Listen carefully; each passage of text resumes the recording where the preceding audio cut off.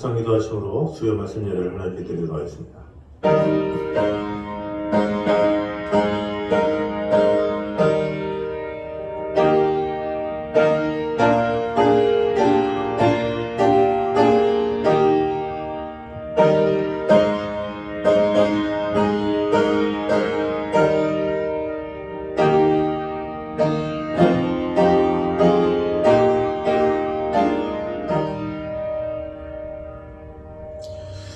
또 죽기를 무서워함으로 한평생 매어 종노릇 하는 모든 자들을 놓아주려 하심이니 이는 확실히 천사들을 붙들려 주려 하심이 아니요 오직 아브라함의 자손들을 붙들어 주려 하심이라. 아버지 하나님, 우리의 아버지시며 우리의 모든 것 되시는 주님, 아브라함을 택하셔서 우리로 하여금 믿음의 자손으로 세워주시고 그로 말미암는 놀라운 축복과 은혜를 우리에게도 동일하게 주신 하나님의 은혜를 감사드립니다. 오늘도 하나님의 귀한 말씀을 통해서 하나님의 뜻이 무엇인지를 깊이 있게 하는 하나님의 마음을 아는 귀한 시간 될 수 있도록 주님 함께하여 주시옵소서. 예수님의 이름으로 기도드립니다. 아멘. 우리 찬송가 301장, 찬송가 301장입니다.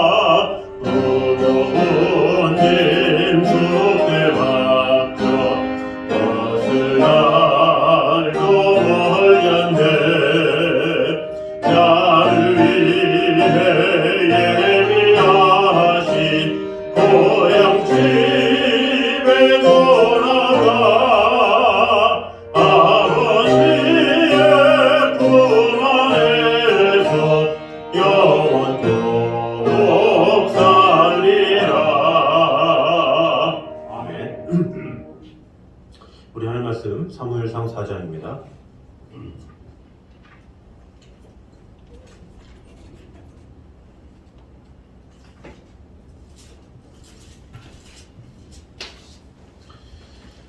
사무엘상 4장 1절에서 11절까지 말씀입니다.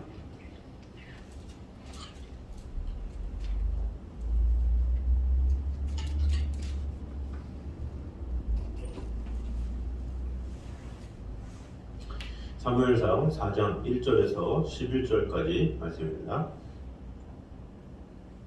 이스라엘은 나가서 블레셋 사람들과 싸우려고 에베네셀 곁에 진치고 블레셋 사람들은 아벡에 진쳤더니 블레셋 사람들이 이스라엘에 대하여 전열을 벌이니라.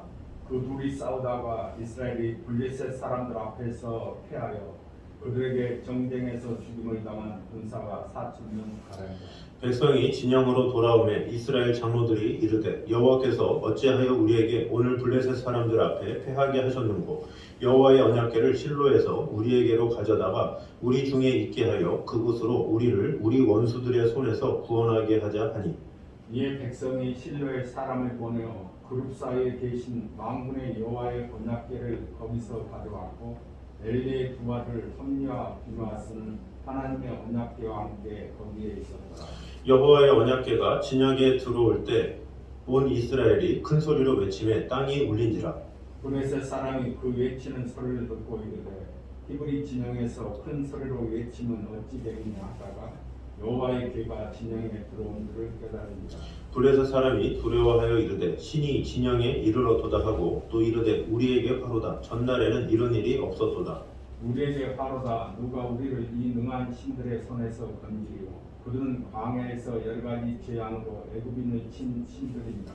너희 블레셋 사람들아 강하게 되며 대장부가 되라. 너희가 시브리 사람의 종이 되기를 그들이 너희의 종이 되었던 것 같이 되지 말고 대장부 같이 되어 싸우라 하고 블레셋 사람들이 쳤더니 이스라엘이 피하여 각기 장막으로 도망하였고 살육이 심히 커서 이스라엘 보병이 엎드려진 자가 3만 명이었습니다. 다 같이 읽겠습니다. 하나님의 궤는 빼앗겼고 엘리의 두 아들 홈니와 비느하스는 죽임을 당하였더라. 아멘. 자, 오늘은 저번 주에 이어서 사무엘상 4장 1절에서 11절 언약궤를 빼앗기는 그 장면의 두 번째 시간으로 은혜를 나누도록 하겠습니다. 4장 1절에 보니까 이스라엘은 나가서 블레셋 사람들과 싸우려고 에벤에셀 곁에 진치고 블레셋 사람들은 아벡에 진쳤더니 해서 여기에서 이 진을 쳐서 싸웠는데 한 번 패한 장면이 2절에 나옵니다. 그 둘이 싸우다가 이스라엘이 블레셋 사람들 앞에서 패하여 그들에게 전쟁에서 죽임을 당한 군사가 4,000명 가량이라 이렇게 한 번 패했죠. 그 다음에 3절에 백성이 진영으로 돌아오매 그래서 이제 이스라엘 장로들에게 이르러서 이제 여호와의 언약궤를 실로에서 가져다가 같이 싸우자 이렇게 한 것이죠. 그래서 4절에 이에 백성이 실로의 사람을 보내어 그룹 사이에 계신 만군의 여호와의 언약궤를 거기서 가져왔고 거기서 끝나지 않고 엘리의 두 아들 홈니와 비느하스는 하나님의 언약궤와 함께 거기에 있었더라 하면서 이제 두 번째 출정을 준비하는 장면이 나옵니다. 그래서 이 언약궤를 소유한 이스라엘은 상당히 당당한 목소리로 이제 언약궤가 있으니까 승리했다라는 확신으로 나아갔고 또 블레셋 사람들은 두려운 마음으로 했지만 결과는 이스라엘이 패했다. 그 내용이 오늘 본문의 내용입니다. 그래서 오늘 본문을 통해서 배우고자 하는 은혜를 보도록 하겠습니다. 먼저 말씀에 의존하지 않는 신앙은 미신과 같아서 허무할 뿐임을 볼 수 있습니다. 우리 4절을 다시 보면 이스라엘은 장로들의 제안에 따라서 언약궤를 전장으로 가지고 왔습니다. 거기다가 당시 제사장이었던 홈니와 비느하스도 함께 왔습니다. 이것이 소험이 있었는지 5절에 보니까 이스라엘의 언약궤가 진영에 들어올 때 온 이스라엘이 큰 소리로 외치며 땅이 울린지라 그랬습니다. 기세가 한껏 오른 것을 볼 수가 있죠. 이스라엘 병사들이 외치는 소리로 인해서 땅이 진동할 정도였다라는 것은 기세가 아주 높았다라는 거죠. 어떻게 보면 이 소리만 가지고도 승리를 장담할 수 있는 그런 모습이라고 볼 수가 있습니다. 그리고 반대로 6절에서는 어떻습니까? 블레셋 사람들이 그 외치는 소리를 듣고 이르되 시브리 진영에서 큰 소리로 외치면 어찌 됨이냐 하다가 여호와의 궤가 진영에 들어온 줄을 깨달은지라 그랬죠. 그러니까 이 블레셋 병사들은 사기가 선저된 것을 선저하게 저하된 것을 볼 수가 있습니다. 아마 이스라엘의 장로들 이하 홈니와 비느하스 그리고 애타게 성소에서 기다리고 있던 엘리와 모든 백성들은 이번 전쟁에서는 분명히 이길 것이다 이렇게 확신을 했겠죠. 이 언약궤로 말할 것 같으면 이 모세가 이 언약궤가 나가는 곳에 대적들을 흩어달라고 기도한 바가 있습니다. 그래서 민수기 10장에 그 기록이 나오죠. 그리고 요단강을 건널 때에 이 언약궤로 인해서 효험을 받죠. 그것이 여호수아 3장에 나옵니다. 또 여리고 성을 무너뜨릴 때도 어떻게 합니까? 언약궤를 앞장서 세웠죠. 그리고 그랬던 것이 경험이 있고 또 출애굽 소식을 전해 들었던 블레셋 사람들도 그 언약궤가 이스라엘 백성들이 앞서서 내세웠다? 그러면 당연히 그들은 떨 수밖에 없었죠. 그러나 결과는 어땠습니까? 이스라엘이 크게 이긴 것이 아니라 10절과 11절에 보니까 블레셋 사람들이 쳤더니 이스라엘이 패하여 각기 장막으로 도망하였고 살육이 심히 커서 이스라엘 보병에 엎드려진 자가 3만 명이었으며 하나님의 괴는 빼앗겼고 엘리의 두 아들 홈니와 비느하스는 죽임을 당하였더라. 이런 결과가 나오고 있습니다. 이스라엘은 블레셋과의 두 번째 일전에서 3만 명의 군사가 희생을 당했습니다. 그리고 언약궤도 빼앗기고 홈니와 비느하스도 죽게 되는 최악의 결과가 오게 된 것입니다. 그럼 어떻게 이런 일이 일어났겠습니까? 이스라엘이 의지한 것은 하나님이 아니라 단지 하나님의 임재의 상징에 불과한 언약궤, 그것을 의지했기 때문에 그렇습니다. 상징과 실제는 다르죠. 주지하다시피 이스라엘을 도와 승리하게 하실 수 있는 분은 하나님이시지 하나님의 임재의 상징인 언약궤가 아니다라는 것입니다. 그러므로 하나님의 임재의 상징인 언약궤가 이스라엘의 진중에 있었음에도 불구하고 이스라엘은 참담하게 패배할 수밖에 없었죠. 사실 이스라엘로 요단강을 마른 땅같이 건너게 한 것이나 또 여리고성을 무너뜨린 것은 언약궤가 아니죠. 그 언약궤에서 앞장서서 역사하신 하나님이시지 언약궤의 그것이 아니다라는 것입니다. 언약궤는 하나님이 이스라엘과 함께 하신다는 상징물일 뿐이었죠. 당시 이스라엘은 비록 언약궤는 가지고 있었지만 하나님이 그들과 함께 하시지 않았죠. 그것은 이스라엘이 하나님을 떠나서 하나님의 말씀에 불순종했기 때문에 그렇습니다. 그럼에도 불구하고 이스라엘은 하나님을 믿고 있다고 생각하고 있었고 하나님의 임재의 상징인 언약궤만 있으면 우리는 승리할 것이다 이렇게 생각을 했던 것이죠. 말하자면 그들은 말씀과는 무관한 생활을 하면서도 하나님을 믿는다고 생각하고 언약궤를 무슨 대단한 효능이라도 있는 부적처럼 믿는 미신적인 신앙을 가지고 있었던 것이죠. 그러나 그 결과는 허무였다라는 것입니다.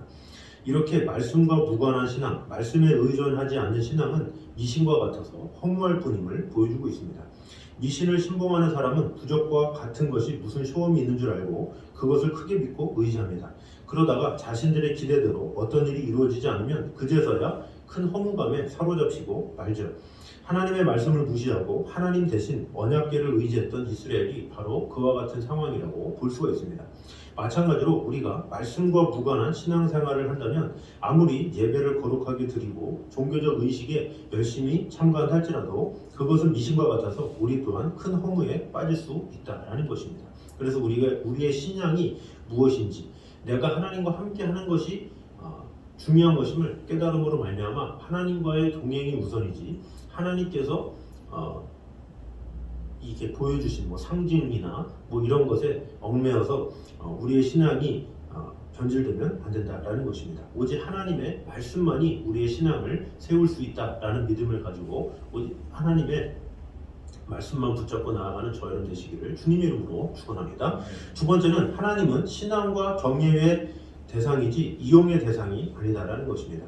4절을 다시 보면 이스라엘 백성들은 블레셋과의 1차 전투에서 패배하자 언약궤를 이용해서 블레셋을 물리치기 위해서 실로의 성소에서 언약궤를 메어왔습니다. 이것은 한편으로 보면 참 신앙적인 행동이구나 이렇게 볼 수가 있죠. 하나님을 의지하는 것처럼 보입니다. 그러나 사실은 그렇지 않습니다. 그들은 하나님을 전혀 의지하지 않았습니다. 그들이 하나님을 의지했으면 전쟁에 앞서서 하나님께 이 전쟁의 성격에 대해서 물었을 것이죠. 그들이 또 이 하나님을 정말로 의지했으면 처음부터 언약궤를 메고 출전을 했었겠죠. 그러나 이 하나님을 의지하지 않았기 때문에 그저 이용하려고 했기 때문에 처음부터 대동하지 않았다라는 것입니다.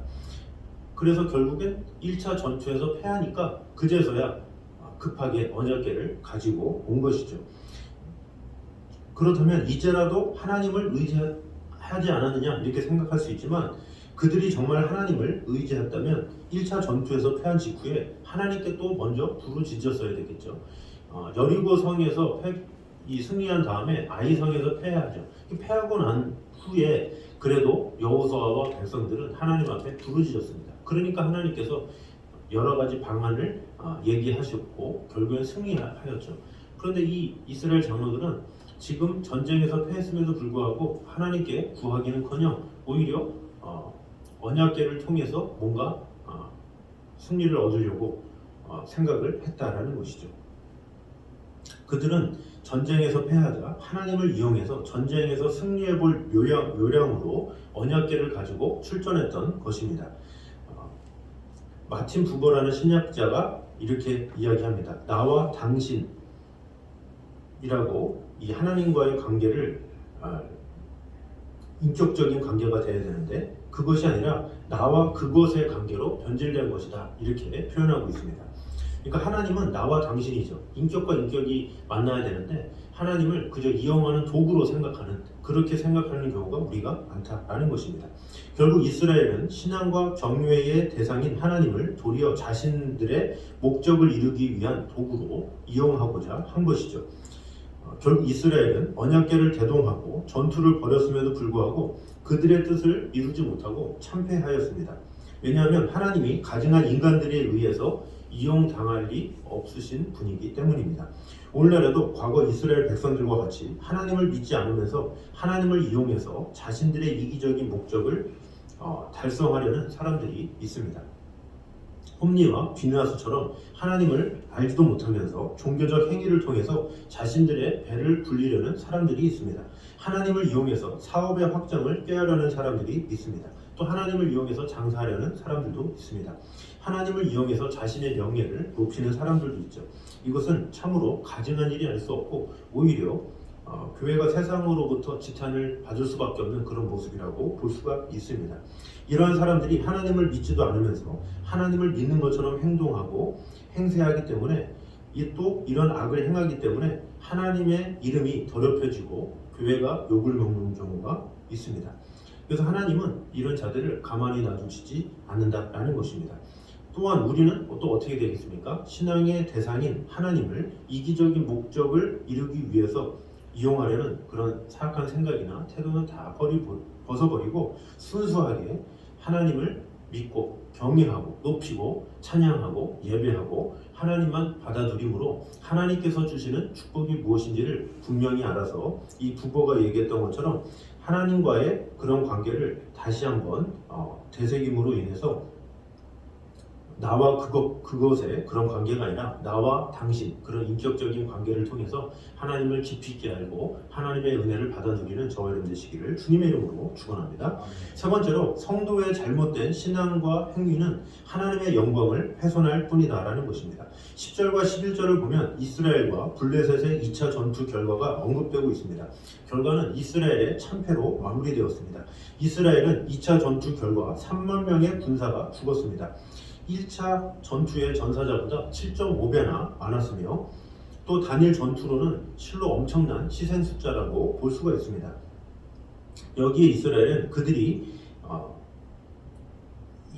이전에 언급했던 것처럼 하나님의 임재의 상징인 언약궤를 빼앗기고 또 홈리와 비느하스까지 죽게 되는 두 명의 제사장을 잃게 되는 최악의 결과를 낳게 되었습니다. 여기서 우리는 특별히 이스라엘이 언약궤를 빼앗겼다는 사실에 주목할 필요가 있죠. 주제하다시피 언약궤는 하나님의 임재의 상징입니다. 더욱이 고대 전쟁은 신들의 전쟁으로 인식되었습니다. 그러므로 전쟁에서 패배, 이것은 그들이 믿는 신의 패배로 인식되었습니다. 그런 의미에서 이스라엘의 패배는 블레셋 사람들은 물론 그 전쟁의 결과를 알고 있는 모든 이방 민족에게 블레셋의 신에 대한 여호와 하나님의 패배로 인식되었다라고 볼 수가 있습니다. 게다가 하나님의 임재의 상징인 언약궤가 블레셋에게 탈취를 당했다. 이것은 엄청난 굴욕이라고 볼 수가 있죠. 따라서 이스라엘의 패배와 언약궤의 탈취는 분명 하나님의 영광을 훼손하는 일이었습니다. 특별히 블레셋 사람들은 자신들의 승리를 자기 신들에게 돌리기 위해서 이스라엘로부터 빼앗은 언약궤를 자기 신들의 신당에 바쳤는데 이것은 하나님의 영광이 더없이 훼손되었다라는 것을 볼 수가 있습니다. 물론 하나님은 블레셋 우상을 파괴하심으로 당신의 영광이 실추되는 것을 막으셨지만 사람들의 눈에 하나님의 영광이 실추된 것처럼 보인 것은 사실이라고 볼 수 있죠.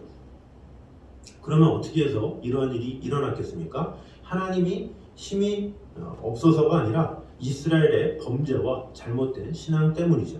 하나님은 이스라엘의 잘못을 징계하시기 위해서 당신의 임재의 상징인 언약궤가 이방인의 손에 넘어감으로써 당신의 외적인 영광이 훼손되는 상황에 이르는 것까지도 감수하신 것입니다. 다시 말해서 하나님의 백성인 이스라엘이 잘못을 범함으로 하나님의 영광이 훼손된 것이죠. 참으로 일어나서는 안 되는 일이 일어났습니다. 그런데 우리가 알 것은 이러한 일이 일어나는 것은 비단 과거 이스라엘 사회만이 아니다라는 사실입니다. 이런 일은 오늘 영적 이스라엘은 우리를 통해서도 일어날 수 있습니다. 영적 이스라엘로서 하나님의 백성인 우리가 잘못을 범하면 하나님의 영광이 훼손되죠. 우리가 잘못하면 세상 사람들은 우리가 믿는 하나님을 우습게 여기고 또 욕을 하는 것입니다. 실제로 이런 일은 비일비재하게 일어나는 것을 볼 수가 있습니다. 그러니 얼마나 이 하나님이 슬퍼하시고 안타까워 하시겠습니까? 그래서 우리는 하나님의 영광을 위해서 부름을 받았기 때문에 하나님의 이름을 걸고 나아가는 자들이기 때문에 그리스도인 크리스천이라고 하잖아요. 그래서 더욱더 덕을 세우고 이같이 너희 빛을 사람들 앞에 비추게 하여 이런 말씀처럼 늘 우리가 빛과 소금으로서의 역할을 잘 감당해야 된다라는 것입니다. 그래서 우리의 모습을 통해서 하나님의 영광이 높아질지언정 유를 끼치지 않도록 늘 조심하면서 살아가야 된다라는 것입니다. 그래서 우리는 이 세상 사람들 앞에 살아가는 그런 그리스도의 대사라는 것을 꼭 기억하므로 우리의 행실과 우리의 행동이 하나님의 영광을 위한 그런 모습이 될 수 있도록 조심하면서 하나님 앞에 거룩한 자로서 구별된 삶을 사는 저 여러분 되시기를 주님의 이름으로 축원합니다. 마지막으로는 기독교적 상징물을 우상화하는 잘못을 범해서는 안 된다라는 것입니다. 마지막 11절을 보면 이스라엘 백성들을 충격에 빠지게 한 사건이 보도되고 있습니다. 바로 언약궤를 블레셋에게 뺏긴 사건입니다. 이것은 이스라엘 백성들로 하여금 모든 소망을 상실하게 할 정도로 충격적인 사실이라고 볼 수가 있습니다. 이 소식을 들은 엘리가 죽고 그의 며느리가 영광이 이스라엘에서 떠나다고 하면서 죽은 사실이 잘 보여주고 있죠. 이스라엘 백성들에게 있어서 언약궤가 어떤 위치에 있습니까? 언약궤는 하나님이 모세에게 지시하여 만들게 하신 것으로 하나님의 임재의 상징이었습니다. 그리하여 보이지 않는 하나님을 섬기는 이스라엘 백성들은 언약궤를 신성시하였으며 나중에는 아예 그것을 하나님과 같이 여기고 우상화하고 말았습니다. 때문에 그들은 블레셋과의 1차 전투에서 패하자 언약궤만 있으면 승리할 줄을 알고 있다가 언약궤를 실로의 성소에서 가지고 온 것입니다. 그러한 그들이 언약궤를 빼앗겼으니 그 충격이 얼마나 컸겠습니까? 그러나 이스라엘 백성들이 언약궤를 하나님처럼 여긴 것은 상징과 실제를 혼동하는 치명적인 잘못을 범한 것이죠. 언약궤는 비록 하나님의 지시에 의해 만들어졌고 또한 하나님이 그곳에 임재하시기는 하였어도 그 자체가 하나님은 아니죠.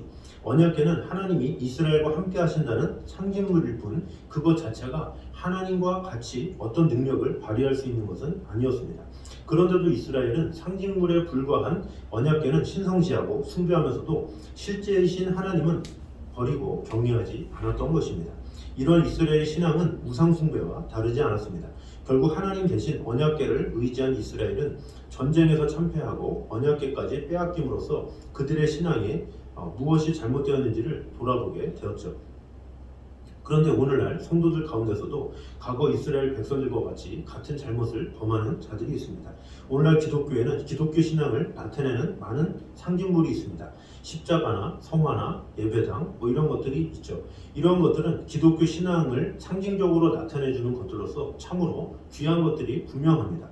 그리고 그 중에서도 십자가는 기독교의 복음 진리를 함축적으로 나타내는 것으로 구약시대의 언약궤에 준하는 것입니다.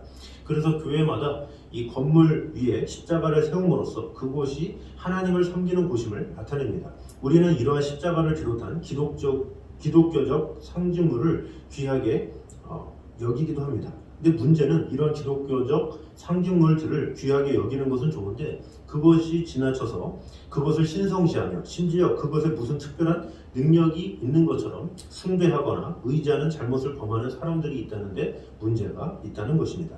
상징은 어디까지나 상징일 뿐입니다. 상징은 결코 실제가 될 수 없습니다. 만일 기독교적 상징물들을 실제와 같이 여기고 숭배하며 섬긴다면 그것은 과거 이스라엘 백성들이 언약궤를 숭배한 것과 동일한 잘못을 범하는 것으로 우상 숭배와 다름없습니다.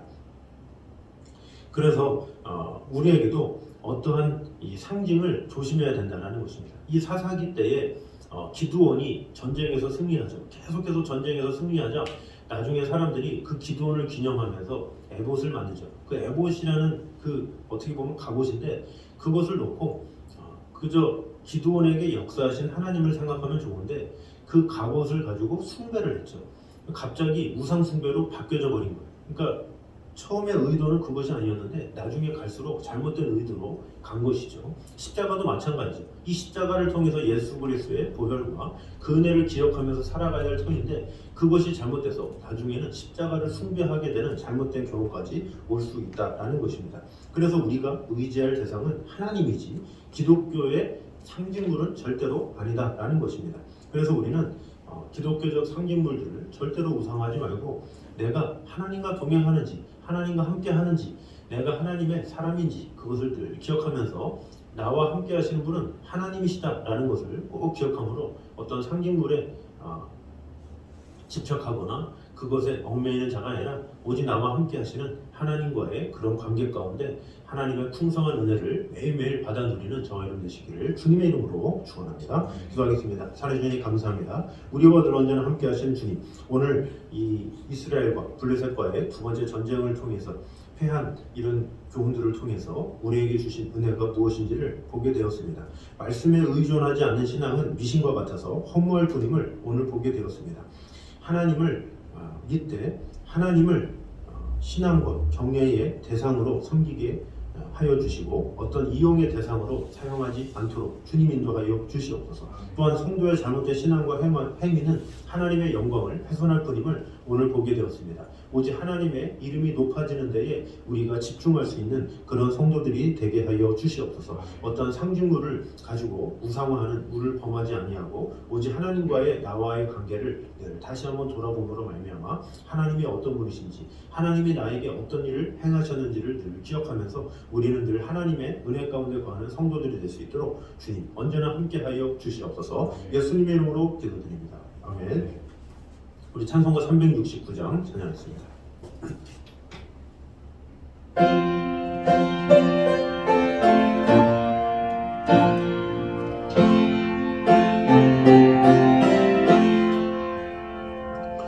죄진 같은 우리 구주 어찌 좋은 친구인지 걱정 근심 무거운지 우리 주께 맡기세 주께 고아받는 거로 오늘 받지 못하네 사람들이 어찌하여 나의 주를 모를까 시험 걱정 모든 괴로움 없는 사람 누군가 어지럽시 하신 말로 기도드려 아리세 이런 진실하신 친구 찾아볼 수 있을까 우리 약함하시오니 어찌하리하리까 근심 걱정 무거운지 아니 진짜 누군가 이런 저는 우리의 주께 기도드리세 세상 친구 멸시하며